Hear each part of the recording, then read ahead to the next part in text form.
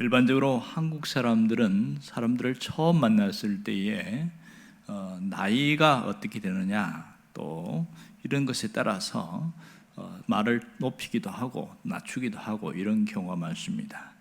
동양 문화권에 있는 사람들은 거의 수직적인 관계에 있기 때문에 이런 부분들이 많이 영향을 받습니다. 그런데 이것이 교회 안에 들어왔을 때도 여전히 수직적인 것이 계속되어지면 문제가 있는 것이 있습니다. 그것이 뭐냐면 직분이 계급이 되는 겁니다. 유일하게 한국에서는 직분이 계급이 되는 것이 만연해 있는 것이 우리의 안타까운 현실입니다. 그런데 이러한 부분들이 깨트려진 사람들이 오늘 나오고 있습니다. 오늘 사도행전 1장 1절을 시작하면서 데오빌로여 이렇게 말을 하고 있습니다. 누군가가 부르면서 데오빌로여에 대한 아주 친근한 말로 표현하고 있는데, 놀라운 것은 이 사도행전은 장르로 보면 역사서인데 이 쓰는 흐름을 보면 형식 속으로는 편지, 서신서 형식을 띠고 있다는 것이 특징입니다. 그리고 이것을 보내는 사람은 누군지를 밝히지 않고 받는 사람만 드러내고 있습니다. 그런데 전에 쓴 글에는 하는 걸 보면 이전에 편지를 쓴 적이 있다 이런 표현인데, 우리는 잘 아는 대로 사도행전은 누가가 썼다는 것을 알고 있습니다.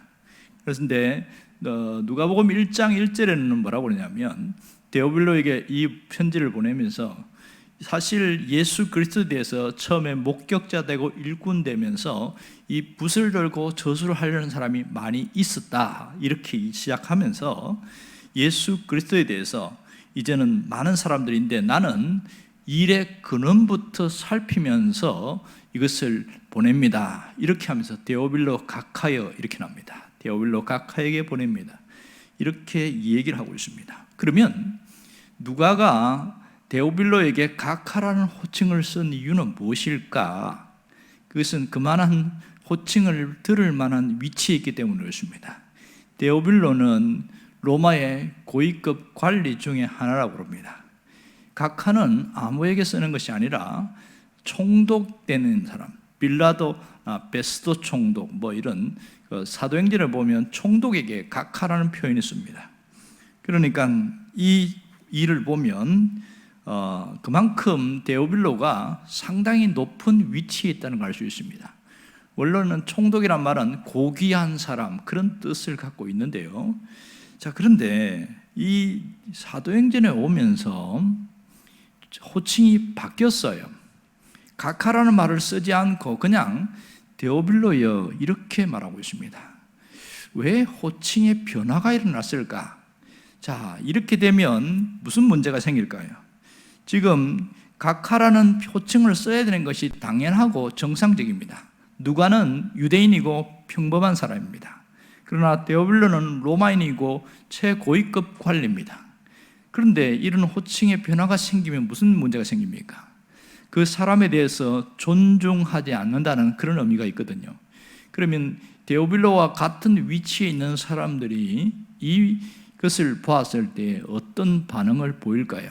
그것은 불보듯 뻔한 일이겠죠. 지금 누가와 지금 데오빌로는 수직적인 관계에 있습니다. 도무지 동등한 위치에 있을 수 없는 그런 상황인데 거의 같은 수평적인 입장에서 표현을 하고 있는 것이 굉장한 차이입니다. 신분의 차이는 도저히 벽을 허물 수 없는 그런 상황이거든요. 그런데 여기서는 그런 표현이 반대로 나타나고 있습니다. 그렇다면 이 누가와 데오빌로 사이에 도대체 무슨 일이 있었냐는 거예요. 우리가 알듯이 이 데오빌로와 누가 사이에서 수직적인 관계가 신앙 안에서 뭔가 극복이 되어서 수평적인 관계로 열렸다 이렇게 표현할 수 있습니다. 그런데 아랫사람이 윗사람에게 수평적인 관계로 간다는 것은 하극상이다 이렇게 말합니다. 말이 안 되는 얘기거든요. 그러면 어떻게 하면 수평적인 관계로 갈 수 있냐면 윗사람이 아랫사람에게 그렇게 자신을 낮추면서 괜찮다고, 말을 낮춰도 괜찮다고 허락이 떨어져야 그것이 수평적인 관계로 갈 수 있게 되어집니다. 그렇다면 이 데오빌로에게는 어떤 변화가 있었을까요? 누가복음을 쓸 때에는 데오빌로는 분명히 이 높은 관리에 있었지만 또 하나의 특징은 기독교에 대한 호감을 갖고 뭔가 알기를 원했습니다. 그래서 누가가 헬라인을 중심으로 물론 데오빌로에게 보내긴 했지만 이것이 전 헬라인들에게 다 영향권을 줬지요. 그렇게 하면서 보내면서 예수 그리스도의 생애와 그분의 부활, 그러면서 그분이 누구인가에 대해서 정확하게 쓴 내용을 알고 있습니다. 그걸 통해서 사도행전과 누가복음 사이에는 세월이 많이 흐른 것을 알 수 있습니다. 이런 관계 속에서 데오빌로가 신앙이 점점 자라기 시작했고 그리스도 안에서 지속적인 성장과 성숙, 이러한 변화들이 생기기 시작했다는 것을 우리가 알 수 있습니다. 그런 다음에 누가와 데오빌로 사이에 어떤 교류가 있었겠지요. 그러면서 아마도 데오빌로가 이제는 내가 그리스도 안에서 있어 보니까 그렇게 수직적인 관계에 있는 것은 좋지 않은 것 같다. 원래 의도대로 수평적인 관계로 가면 좋겠다 해서 데오빌로가 그렇게 하기를 원했던 것 같습니다. 그러니까 신앙이 성장하면서 자신이 점점 신앙 공동체 안에 들어오면서 뭘 느끼냐면 그리스도 안에서는 한 가족이다. 이 개념이 확실히 생기기 시작한 겁니다. 예수님이 복음서에서 그런 얘기를 하고 있잖아요. 가족들이 왔을 때에 지금 형제들과 어머니가 와서 기다리고 있습니다. 그러니까 누가 내 가족이냐 이렇게 이야기하면서 누구든지 그리스도 안에 있으면 한 형제요, 한 자매요, 가족이다. 이 얘기를 한 적이 있거든요. 그것을 데오빌로가 인식을 하고 그리스도 안에서 새로운 신분의 변화라는 것을 깨닫기 시작한 겁니다. 이게 놀라운 일이지요. 오늘 이 한 단어에 대해서 우리가 깨달을 수 있는 게 뭐냐면 신앙 안에서는 영적인 가족이라는 개념이 분명히 드러나고 있습니다. 신앙 안에서 영적으로 한 가족이라는 이 신비의 부분을 오늘 볼 수 있고요. 또 하나는 신앙은 점점 성장하고 점점 달라져야 된다. 이 부분을 이야기하고 있습니다. 성장은 무슨 성장이냐면 두 가지가 있는데 외적인 성장과 내적인 성장이 있습니다. 자, 외적인 성장이라는 것은 열매를 맺어 나가는 것을 말하고 있고 내적인 성장은 신앙의 뿌리를 깊이 내리는 것, 좀 더 깊이 이야기하면 성품의 변화가 일어나는 것, 이렇게 표현할 수가 있습니다. 그럼 우리가 신앙생활하는 사람들을 가만히 한번 봅시다. 얼마나 성장하고 있는가? 예수를 믿었는데 우리의 모습을 봐도 얼마나 변화되고 있는가? 이런 부분을 한번 점검해 볼 필요가 있지요. 그런데 교회를 다니는 사람 중에, 신앙생활하는 사람 중에 의외로 성장이 이루어지지 않는 사람들을 많이 보게 되어집니다.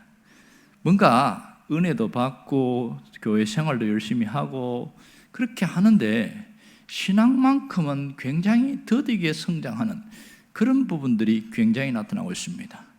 어떤 목사님이 신실하고 교회 안에서 열심히 일을 하는 권사님에게 요즘 기도 제목이 뭐예요? 이렇게 물었어요. 그랬더니 의외의 대답이 나왔습니다. 목사님, 영적으로 회복되는 겁니다. 이렇게 이야기했어요. 깜짝 놀랐어요.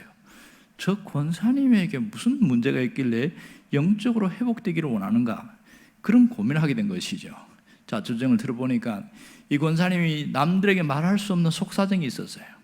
교회에서는 오랫동안 신앙생활을 해서 다 수고하고 누구를 섬기고 굉장히 어떤 신앙이 좋은 모습처럼 보이고 있는데 자신은 늘 영적으로 공허함을 느끼고 있는 거예요. 그래서 도대체 이 문제가 어디서 왔는지 어떻게 해결해야 되는지 답을 못 찾고 있는 겁니다. 기도를 해도 공허하고 성경을 봐도 공허함이 떠나지 않고 그리고 내가 열심히 안 해서 그런가 해서 교회 일을 열심히 해도 공허함이 있고 그 영적인 이 갈증이 이 공허함이 떠나지 않으니까 마음이 허해진 거죠. 그런 것 때문에 말을 못하고 고민하고 그렇게 있었던 부분을 그때 털어놓고 하는 겁니다.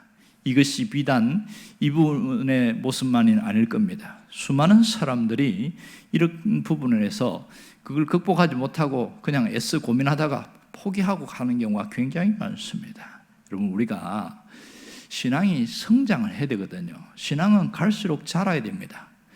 자라지 않으면 무슨 문제가 생길까요? 신앙이 자라지 않으면 병이 듭니다. 그게 문제예요. 자라지 않을 경우에는 어느 한 곳에 점점 병이 들고 또 하나는 굳어지는 현상이 생겨요. 굳어지면 심각해지죠. 우리 몸도 근육이 한번 어디 다쳐가지고 병원에 누워있으면 다리든지 팔이든지 기부스를 하게 되어지면 굳어집니다. 그런데 이것을 펴기 위해서 얼마나 고통이 많이 가하는지 몰라요. 신앙도 병이 들면 반드시 굳어지게 돼 있어요.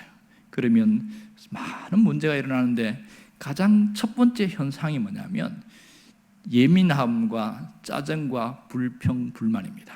집에서도 그렇고 직장에서도 그렇고 교회 안에서도 그렇고 뭐가 불평, 불만이 자꾸 튀어나오는지 자기가 왜 그런지 모르는 거예요. 그거는 자기 속에서 뭔가 굳어지고 있는 현상이거든. 이걸 화석화 현상이라고 하는데 몰라서 그런 거예요. 해결을 못하니까 답답한 거지요.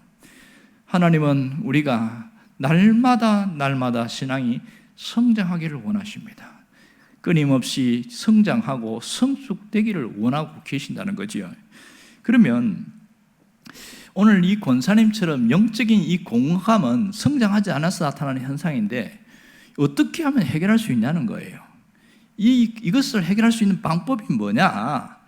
공감을 해결할 수 있는 방법은 이것은 뿌리가 약해서 그런 문제가 생기는 겁니다. 그러니까 어떤 한 나무가 잎이 점점 말라가고 약해지는 것은 근본적으로 줄기의 문제가 아니고 뿌리의 문제입니다. 뿌리가 썩거나 물이 많아서 문제가 생기면 반드시 나무는 말라가게 되어 있습니다. 신앙도 마찬가지입니다. 우리가 신앙으로 영적으로 공허함을 느낀다는 것은 뿌리가 튼튼하지 않다는 것을 이야기하고 있습니다. 그러므로 날마다 내 신앙의 뿌리를 견실하게 내리는 그 부분에 신경을 써야 되고 뿌리를 내리는 깊이 있는 신앙, 뿌리 깊은 신앙인으로 살아가려고 하는 몸부림이 있어야 됩니다. 신앙은 무엇보다 기초가 굉장히 중요합니다. 뿌리가 깊은 신앙이 흔들리지 않고 쓰러지지 않고 또 다시 일어나게 되어지고 또 견실한 열매를 맺게 되어지고 뿌리 깊은 신앙이 대단히 중요합니다. 문제는 신앙의 기초만 따지는 닦고 그렇게 하는 것이 전부가 아니거든요. 우리가 집을 봐도 그렇잖아요. 기초를 놨다고 해서 아주 깊이 튼튼하게 기초를 놨다고 해서 그건 집은 아니거든요. 건물을 세워야 되거든요. 신앙도 마찬가지지요.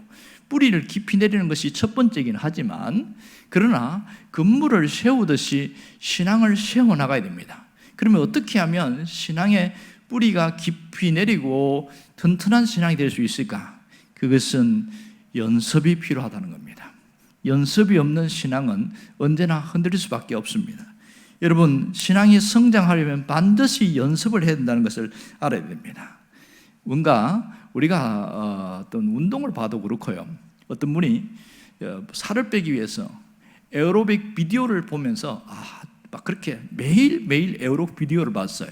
그런데 살이 안 빠지는 거예요. 왜 안 빠진지 아세요? 보기만 한 거예요.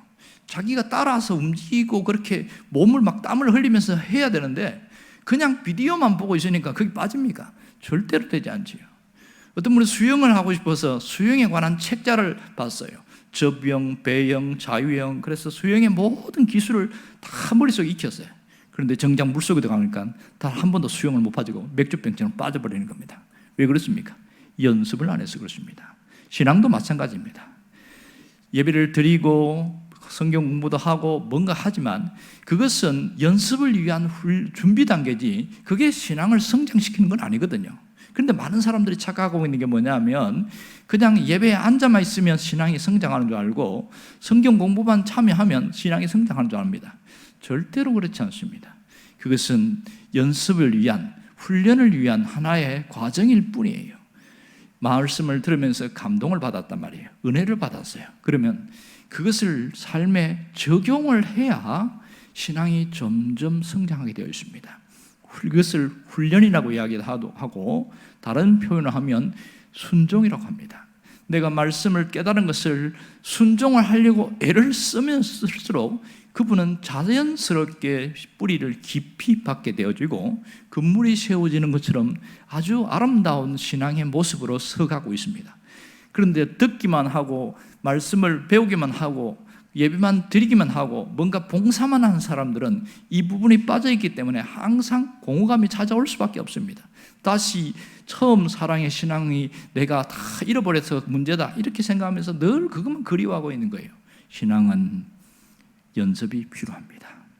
그래야 더 튼튼한 신앙이 됩니다. 왜 연습을 해야 되냐면 우리가 연습하지 않으면 신앙이 굳어져요. 그걸 화석화 신앙이라고 그래요. 굳어지는 게 가장 무서운 겁니다. 신앙이 굳어진 사람들의 대표적인 특징은 바리새인들과 서기관들입니다. 이것을 형식주의, 본질을 잃어버리고 형식주의에 치우친 사람들입니다. 그러면 이런 사람들을 보면서 나는 그 사람들과 별거 다르다고 생각하는데, 이 화석화가 왜 문제냐면 본질을 붙들고 있던 사람이 신앙이 굳어지면 변질돼 버립니다. 이게 심각한 문제지요. 주님에 대한 처음 사랑, 처음 신앙을 갖고 있는 사람들이 신앙이 굳어지면 이것을 다 잃어버리고 껍데기만 남아 있습니다. 그래서 경건의 형식, 경건의 모양은 있어요. 누가 봐도 저 사람은 신앙이 좋다고 생각해요. 그러나 그 속에 속빈 강정처럼 경건의 열매, 경건의 능력은 없습니다. 오늘 우리가 다시 신앙을 회복하려면 어떻게 해야 될까요? 오늘 데오빌로처럼 하기를 원합니다. 데오빌로처럼 자라가기를 원합니다. 복음을 받아들인 이후에 끊임없이 성장했던 데오빌로. 그래서 복음 안에서 무엇이 올바른 것인가를 깨닫고 그 안에서 영적인 관계를 회복하는 이 데오빌로처럼 우리가 성장하고 성숙해 나가야 됩니다. 주님이 원하시는 것은 이겁니다. 끊임없이 성장과 성숙을 통해서 그리스도의 장성한 분량에 이르기를 원하신다는 사실을 잊지 않기를 바랍니다. 기도하겠습니다.